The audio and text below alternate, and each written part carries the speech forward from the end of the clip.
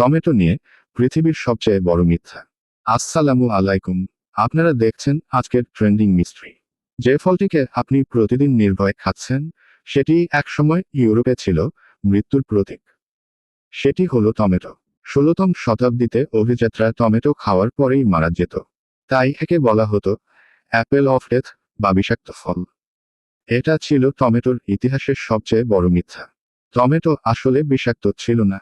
আসল খুনি ছিল পিটার নামের দস্তার থালা। টমেটোর অ্যাসিড থালার সীসার সাথে মিশে বিষক্রিয়া তৈরি করত।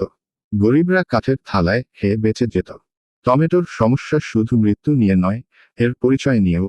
বোটানিক্যালি এটি ফল হলেও 1893 সালে আমেরিকান সুপ্রিম কোর্ট একে ট্যাক্স সংক্রান্ত কারণে সবজি হিসেবে ঘোষণা করতে বাধ্য হয়।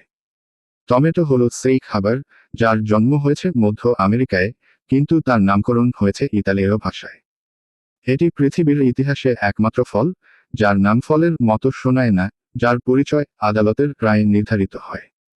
এবার আসুন আসল সুপার পাওয়ারে। টমেটোর গাঢ় লাল রঙের কারণ হলো লাইকোপিন। এটা কেবল রং দেয় না, এটা হলো পৃথিবীর সবচেয়ে শক্তিশালী অ্যান্টিঅক্সিডেন্ট। বিজ্ঞানীরা বলছেন লাইকোপিন আপনার শরীরকে ক্যান্সারের মতো ভয়াবহ রোগ থেকে রক্ষা করতে পারে।